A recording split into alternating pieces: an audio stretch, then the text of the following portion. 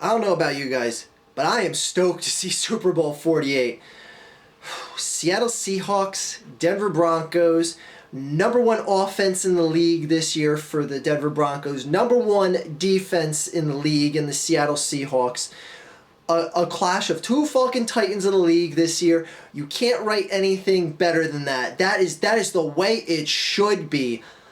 And, I mean, the game could end up being a shit bomb for all I know, and, something just drastically unexpected happens, like Seattle scores 60 points, and Peyton Manning throws 5 interceptions, and, okay, anyway. Now, what this game is going to come down to is, obviously, what each team is more skilled on one side of the ball than the other. And I ask myself, well, is Denver a better offense, being a better offense, going to over-counter Seattle being the significantly better defense, and vice versa? Is Seattle going to be being the significantly better defense going to overpower the totality of the game from the Denver Broncos? And when you try and research it, you can only base it on the data you have for this year. I mean, you could go back a year or two if you want to and say, well, Peyton looked strong last year. He was on record pace last year for touchdowns and yards and all that shit, blah, blah, blah. But going against the opponents that each team faced this year, I look at it like this.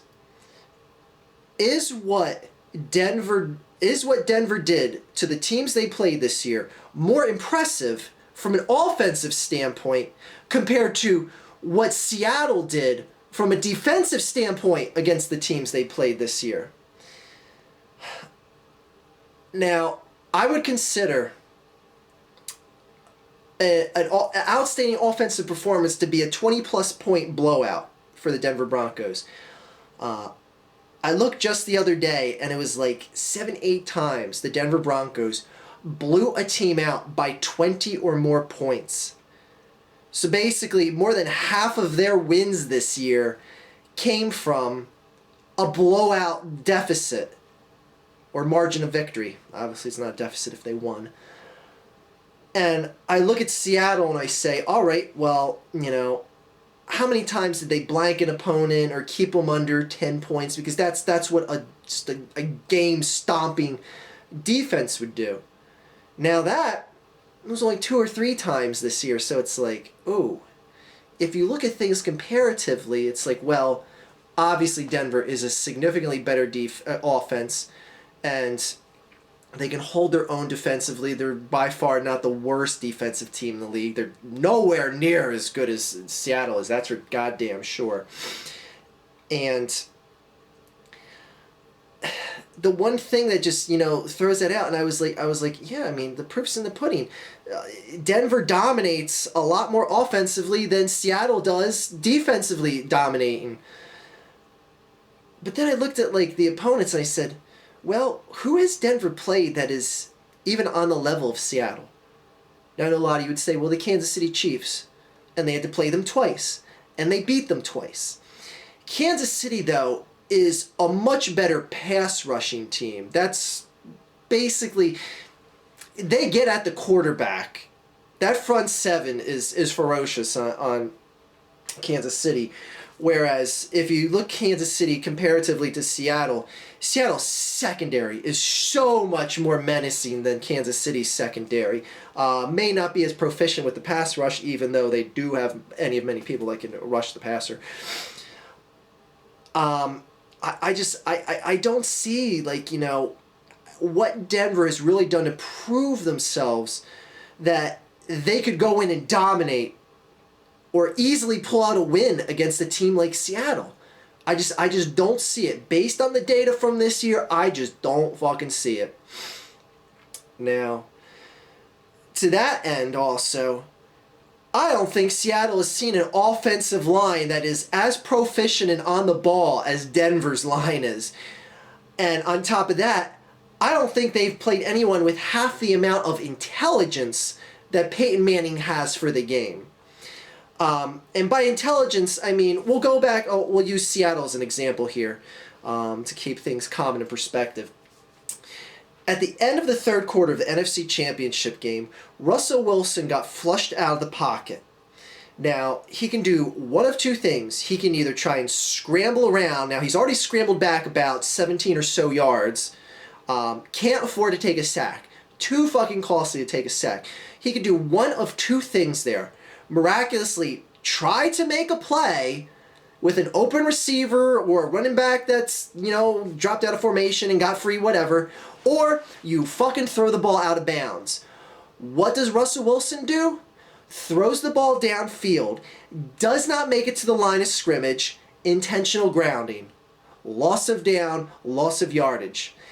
Peyton Manning in that situation, flushed out of the pocket, kicked back 17 yards, would never, ever, ever fucking do that. Russell Wilson is still a green quarterback, and that's something that a green sophomore quarterback would do.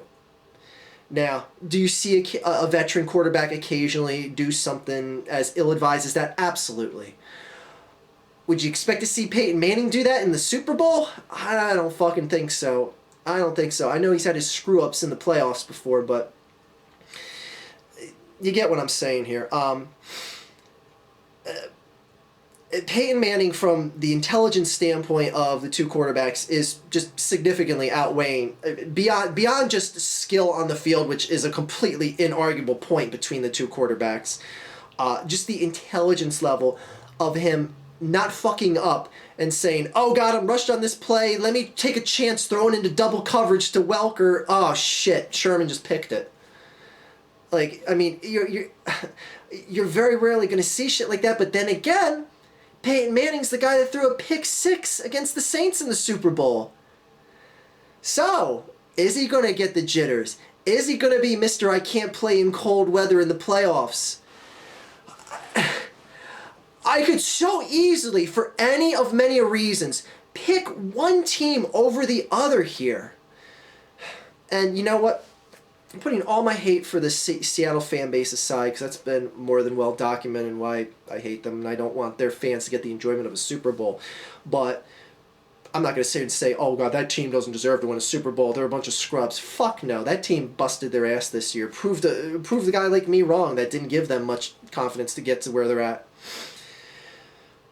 But man, this game, it is such a fucking toss-up to predict.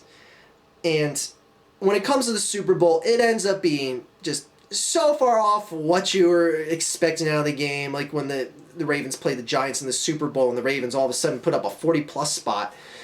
And they put up like 40-plus points 2 other times the entire year. All of a sudden, they have an offensive explosion for a team that is dominantly defensive. So who knows? Maybe Russell Wilson will stun us all, throw for like 350 yards and 3 touchdowns. Anyway, boy, this game, I think it's going to be a classic. As serious and as stingy as a defense that Seattle is, I don't think Peyton Manning's faced anything close to it this year. Pass rush-wise, I think he's faced a better pass rush in a team like Kansas City. But again, you got a guy where the offensive line he doesn't get touched. He gets touched 1 or 2 times a game. Has he been? I think he's been sacked 1 time in the playoffs this year. I think the Chargers got to him once. Last week or 2 weeks ago against the Patriots, it's like, why do they even bother putting 4 guys in the box? They might as well just throw another linebacker on the field or someone else in the secondary. I mean, why even bother rushing them? And as far as the running game goes, it goes without a shadow of a doubt that the Seattle that's basically their stable right there. That's their main course. Lynch is called beast mode for a reason because he can take over a game and dominate. Russell Wilson, it's no surprise that he only passes 20 to 25 times a game. That's what you'll see of usual output from him. And a lot of his big passes, his big plays, a lot of them are just flat out luck. Lucky. Not to be confused with the quarterback for the Colts. Lynch is the guy that if Seattle wants to win this game, they've got to get Lynch going. Lynch cannot have an off game. If there's one of two things that can basically shut down this game for Seattle, is if at any point the Broncos get out to a 10-point lead. A 10-point lead, I just see Peyton Manning just smelling blood and pouring it on from there. If he can get 10 points up on this Seattle defense, he's going to smell blood and he's going to fuck that team up. The other thing is if Lynch has an off day. If Lynch has an off day, forget about it. What's your backup plan on offense then? Hope Golden Tate has a 200-yard reception day. Anyway. But weighing things out, again, I don't think Peyton Manning faced anything remotely as ferocious as this Seattle defense is. Excuse new dog, he's barking at the mailman or something.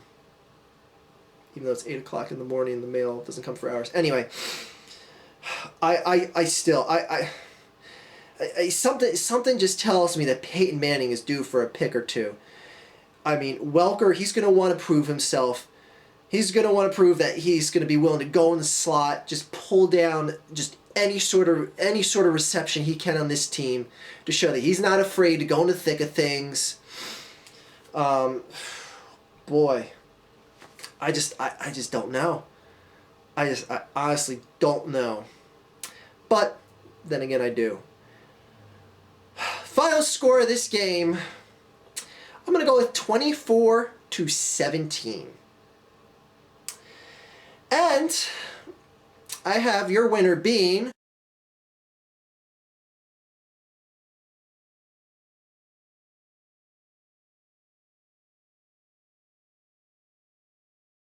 the Denver Broncos.